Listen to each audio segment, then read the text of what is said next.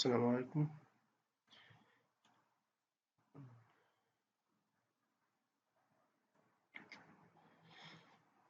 Good morning. Today, inshallah, we are going to continue our topics about the economic growth. We know this part, the third part of our course is about the growth theory or the economy in the very long run. We studied the first chapter of this part, the economic growth and the effects of the capital accumulation and population growth. And this is the second chapter about the technology and how the technology affects the economic growth and the empirics of it and the policy uh, should be taken from the policymakers and governments and so on.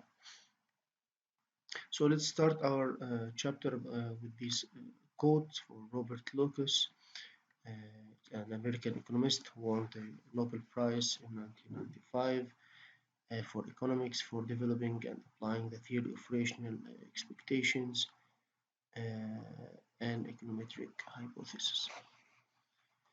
He said, uh, is there some action a government of India could take that would lead the Indian economy to grow like Indonesia or Egyptian economy? If so, what exactly these actions? If not, what is it about the nature of India that makes it so? So the consequences for human welfare involved in questions like these are simply uh, staggering. Once one starts to think about them, it's hard to think about anything else. So he mentioned here that there is some actions a government should take, policymakers should have to do to have a growing economy and so on. According to what we studied in the last chapter, and this we will continue to see what he means. In chapter 3, we saw the capital, labor, and technology are the key determinants of nations' production of goods and services. Okay, then in chapter 8, the previous chapter, we developed the Solow model to show how changes in capital through saving and investment and how the changes in labor force through population growth affect the economy's output. So again, we saw in chapter 3 the production function and how the capital and the labor and technology are the key determinants of the nation production of goods and services. Then we saw in chapter 8, according to the Solow model, that shows how the changes in the capital through saving and investment, as we saw, and also the changes in labor force through population growth affect the economy's output. Now we have the third determinant, the technology. So we are ready to add the third source of growth, changes in technology, to this mix. The Solow model doesn't explain technological progress, but instead takes it as exogenously given and shows how it interacts with other variables in the process of economic growth. So in this chapter, we will learn how to incorporate technological progress in the Solow model with the capital and the population growth. And then we will see about the policies to promote the growth and about the growth empirics confronting the theory with facts and also two simple models in which the rate of technological progress is indigenous. So in the Solow model that we saw in chapter 8, the previous chapter, the production technology is held constant and the income per capita is constant in the steady state. Neither point is true in the real world. Okay, these are not true in the real world as we know. For example, in the US from 1904 to 2004, the real GDP per person grow up by a factor of 7.6 or 2% per year. So about examples, see when we will see the next slide, the examples for technological progress abounds here from at the US مثلا from 1950 to 2000 US farm sector productivity nearly tripled. The real price of computer power has fallen an average of 30% per year over the past 3 decades. The percentage of US households with more than one computer 8% was 8% on 1984 and it became 62% in 2003. So this is some examples of the technological progress.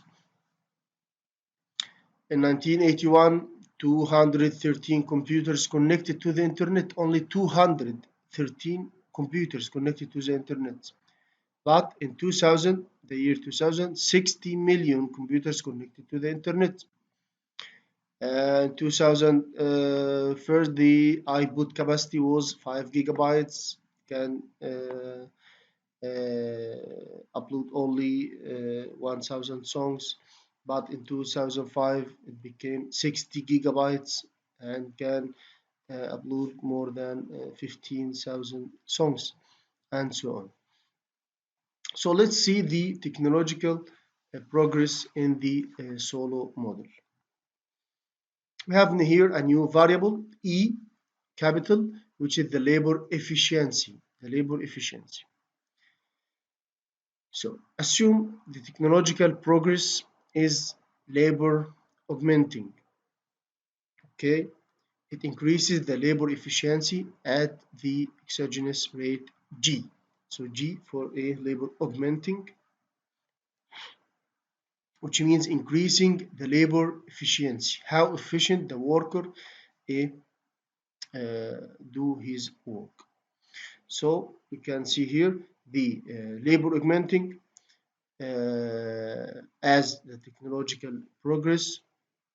Okay, we have a new technology, new machine, new and so on, equals the change in the labor efficiency, how efficiently the worker work, divided by the labor or the amount of the labor efficiency. We will see this in details in the next slides.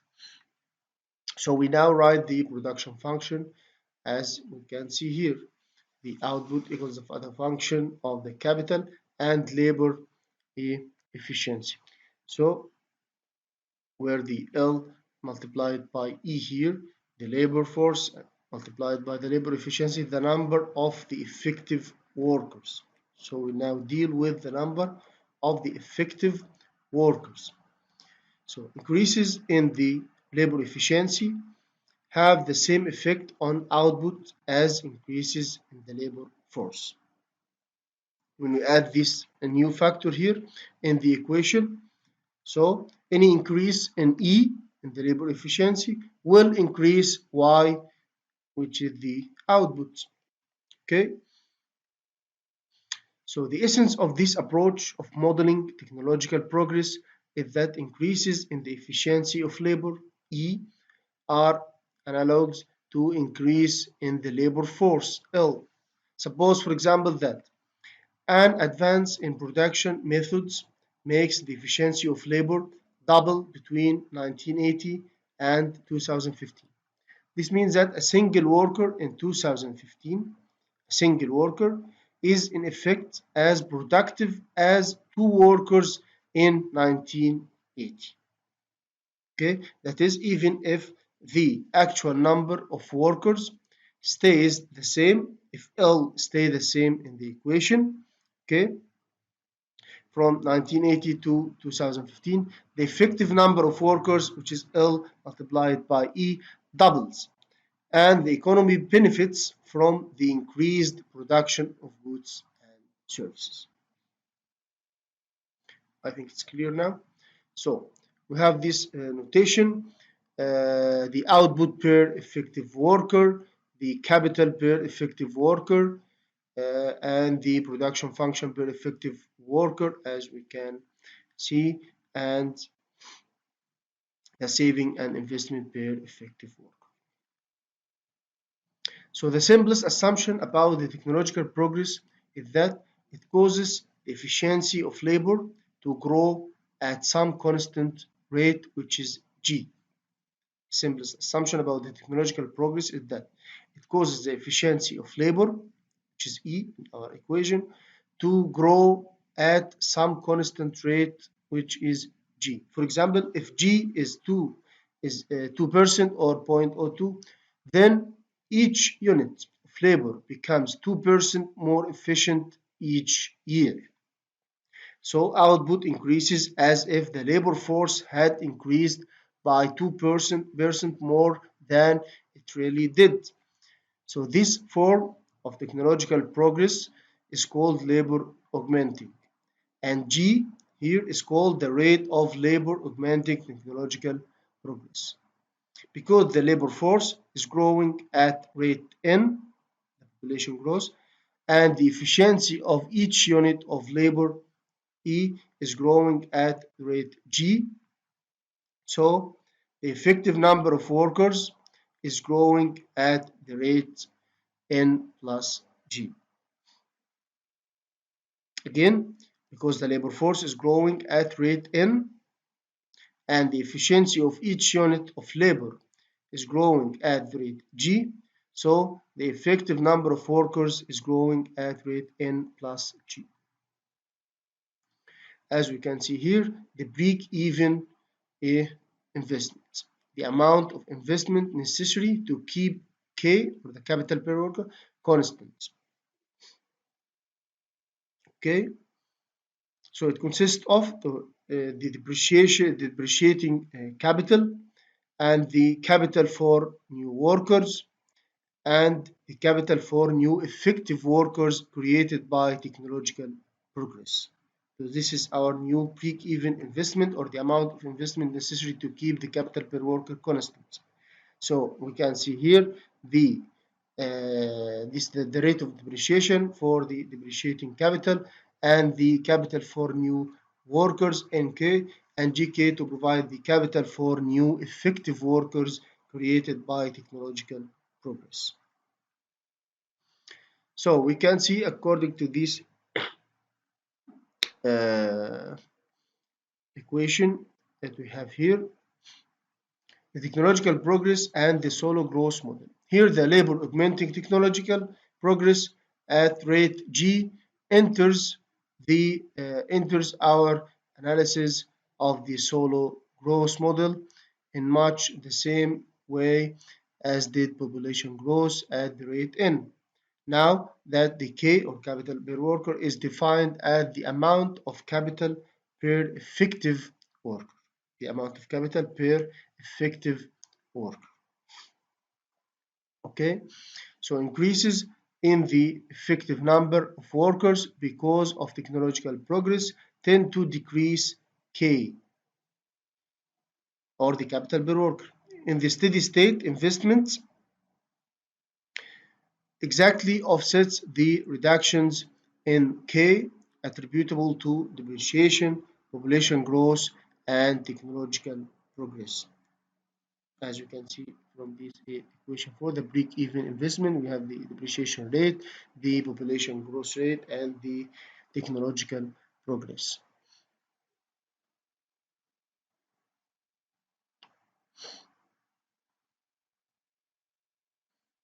We can see here the steady state growth rates in the Solow model with the technological progress, and the capital per effective worker is the steady state growth rate is 0.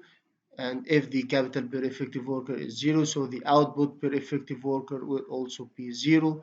The output per worker which in the steady state growth rate will be G, and the total output will be N plus G, as we can see here. So this table shows how the four key variables behave in the steady state with technological progress, as we have just seen. The capital per effective worker, denoted by K, is constant in the steady state, and because the output is a function of the capital, The output per effective worker is also constant, so it's also we can see it's zero. It is these quantities per effective worker that are steady in the steady state. So from this information, we can also infer what is happening to variables that are not expressed in units per effective worker. For example, consider output per actual worker because the output is constant in the steady state and the labor efficiency is growing at the rate G. The output per worker must also be growing at rate G in the steady state.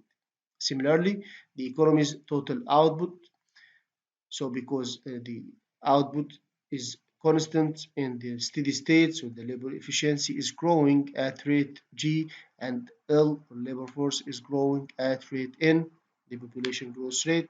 So the total output grows at the rate of N plus G in the steady state. So our golden rule here also, if we talk about consumption, to find the golden rule, capital stock when express the consumption steady state in terms of the capital steady state. So we can see the consumption steady state or consumption per worker steady state is maximized when the marginal production of capital equals the depreciation rate and the population growth rate and the labor efficiency or technological progress. So we can see here equivalently the marginal product of capital minus the depreciation rate will be equal the N plus G, or the population growth rate plus the technological progress. So in the golden rule here, steady state, the marginal product of capital net of depreciation equals the population growth rate plus the rate of technological progress. So with the addition of the technological progress here, our model can finally explain the sustained increases in standards of living that we observe. That is, we have shown that technological progress can lead to sustained growth in output per worker, and by contrast, a high rate of saving leads to high rate of growth only until the steady state is reached. And once the economy is in steady state, the rate of growth of output per worker depends only on the rate of technological progress. According to the Solow model, only technological progress can explain sustained growth and persistently rising living standards. Okay, let's stop here and continue in the next lesson, inshallah. The rest of this chapter to finalize the economic growth two chapters and this part of the growth theory and the economies in the very long run. We now saw the technological progress and how it affects the economic growth. Plus, we saw the last time the capital and the population and so on. So we will finish the next lesson, inshallah, some empirics of this theory and the policy makers what they should do. So goodbye and good luck. See you next lesson, inshallah.